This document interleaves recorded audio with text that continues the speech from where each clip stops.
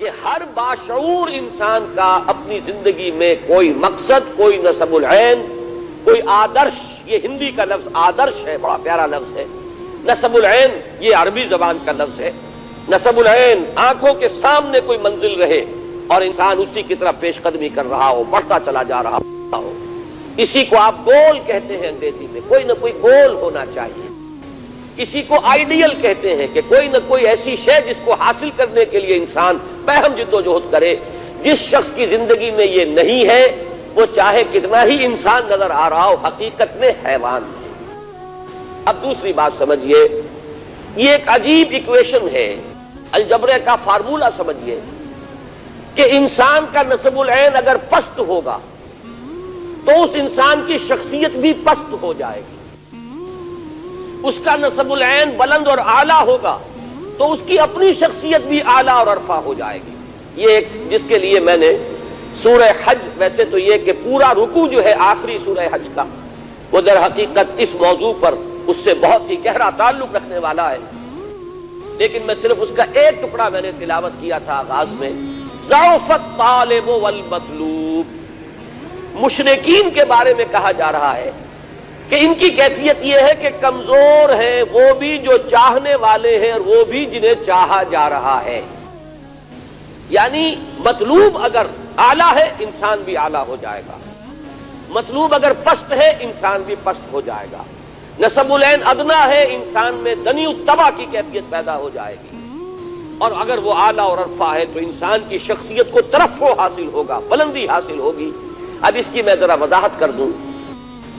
دیکھیے سب سے گھٹیا نسب العین کیا ہے. جگر مراد آبادی کا بڑا پیارا مصرع ہے کہ اپنے ہی حسن کا دیوانہ بنا پھرتا ہوں.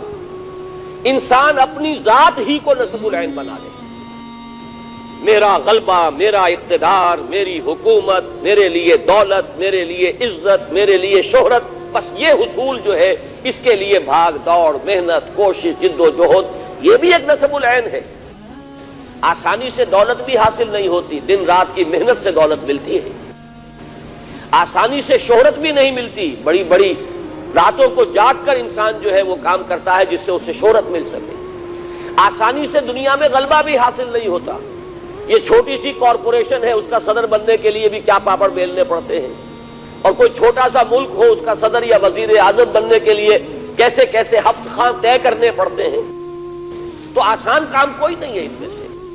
لیکن یہ بھی ایک نسب العین ہے، اپنی ذات، اپنا اقتدار، اپنا غلبہ، اپنی دولت، اپنی شہرت، ذاتی وجاہت، یہ بھی ایک نسب العین ہے.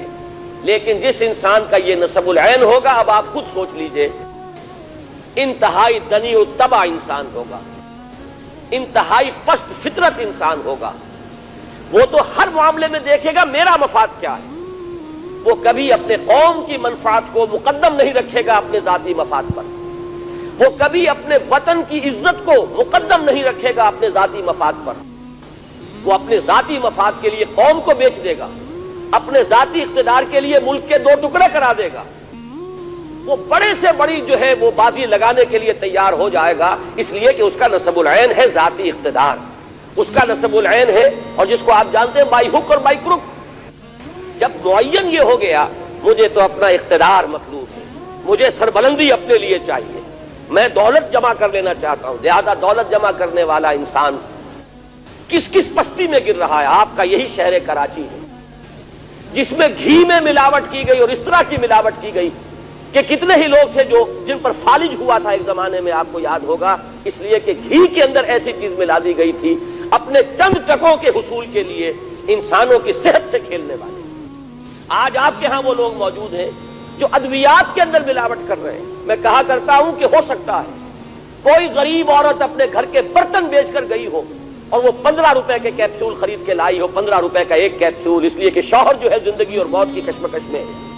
اس نے گھر کے برتن بیچے ہوں، لیکن اس کیپسول کے اندر بجائے اس دوا کے چوک بھرا ہوا ہو یا آٹا بھرا ہوا ہو.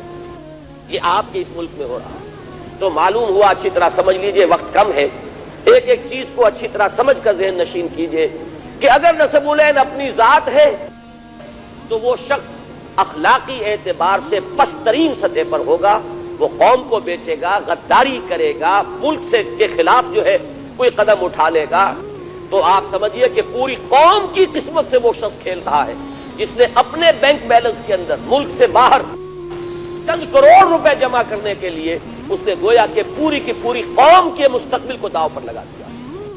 یہ سب منطقی نتیجے ہیں کہ اگر نسب العین ہی اپنی ذات ہے۔ اب مجھے یاد آ رہا ہے سورہ قصص کے آخر میں فرمایا تِلْكَ الدَّارُ الْآخِرَةُ نَجْعَلُهَا لِلَّذِينَ لَا يُرِيدُونَ عُلُوًّا فِي الْأَرْضِ وَلَا فَسَادًا۔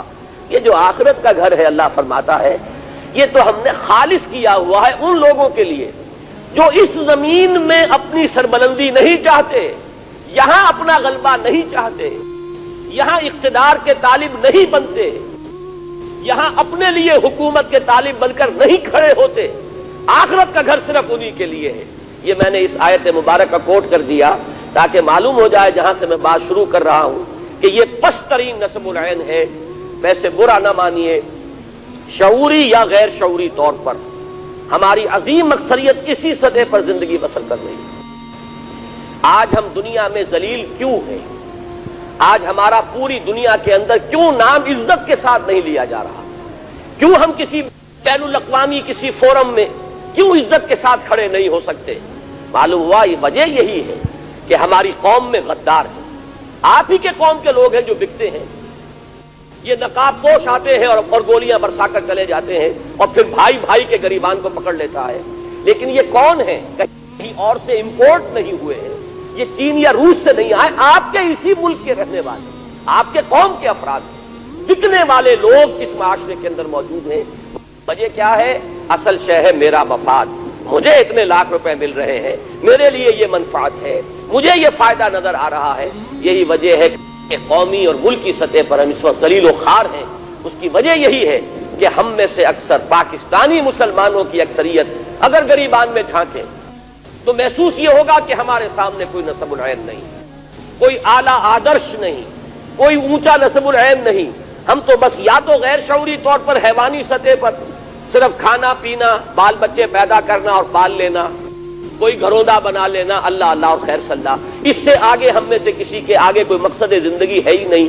یا تو ہم غیر شعوری طور پر اس سطح پر حیوانی سطح پر زندگی بسر کر رہے ہیں، اور جو لوگ چلت پھرت کرتے نظر آتے ہیں، بھاگ دوڑ کرتے نظر آتے ہیں، جو جلسے کرتے ہیں اور جو بڑے بڑے پوسٹر شائع کرتے ہیں، جن کی خبریں اخبارات میں چھپتی ہیں، ان کی اکثریت کا حال یہ ہے کہ ذاتی اقتدار، ذاتی غلبہ، ذاتی دولت مندی، ذاتی شہرت سے آگے ان کے سامنے نسب العین نہیں ہے، الا ماشاء اللہ۔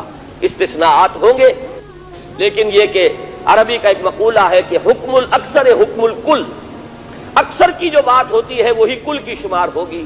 ہمارے پاس اس وقت اکثر و بیشتر لوگ جو ہے وہ اسی نہج کے